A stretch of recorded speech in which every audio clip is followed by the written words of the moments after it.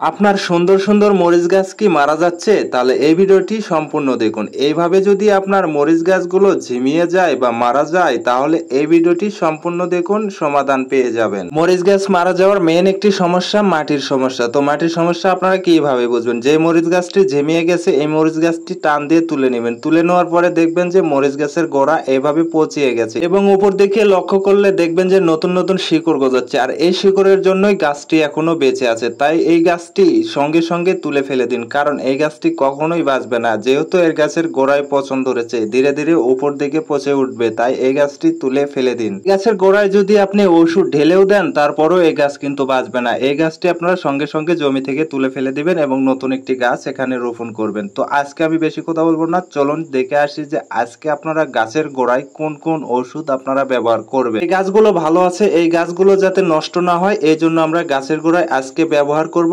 Carbendazim. এই carbendazim হলো ছত্রাকনাশক, আর এই ছত্রাকনাশক যদি আমরা গাছের গোড়ায় স্প্রে করতে পারি, তাহলে আমাদের গাছের গোড়া থেকে পচন দূর হয়ে যাবে। তাই আমরা গাছের গোড়াতে আজকে দিচ্ছি কার্বনডাজিম ছত্রাকনাশক। পাশাপাশি আমরা আরেকটি ওষুধ দিব। অবশ্যই আমাদের সাথে থাকবেন এবং সম্পূর্ণ ভিডিওটি দেখে যাবেন। ছোট্ট একটি ভিডিও, ভালো লাগলে অবশ্যই লাইক দিবেন, চ্যানেলটি সাবস্ক্রাইব করে রাখবেন। এই ছত্রাকনাশকটি আমরা ব্যবহার করতেছি 33 শতক জমিতে 100 গ্রাম করে। পাশাপাশি আমরা একটি কীটনাশক ব্যবহার করব। এই কীটনাশক ব্যবহার করার মেইন উদ্দেশ্য হচ্ছে মাটির নিচে যদি কোনো পোকামাকড় আক্রমণ করে আমাদের গাছের গোড়ায়, সেই পোকামাকড় গুলো ধ্বংস হয়ে যাবে। এই জন্য আমরা একটি কীটনাশক ব্যবহার করি। ফোপ্লাস 70 ও ডিজি এই ওষুধটি আমরা ব্যবহার করতেছি একটি প্যাকেট মাত্র 33 শতক জমিতে। কার্বনডাজিমের সাথে এই কীটনাশকটি মিক্স করে আমরা আমাদের গাছের গোড়ায় স্প্রে করব। আর এইগুলো গাছের গোড়ায় স্প্রে করার কারণ একটাই, যে গাছের গোড়ায় যাতে পচন না আসে এবং গাছের গোড়ায় যাতে কোনো পোকা আক্রমণ না করতে পারে। তো ভিউয়ার্স, এই ওষুধ দুইটি আমরা সপ্তাহে একদিন ব্যবহার করব। যেহেতু আমাদের গাছ ছোট,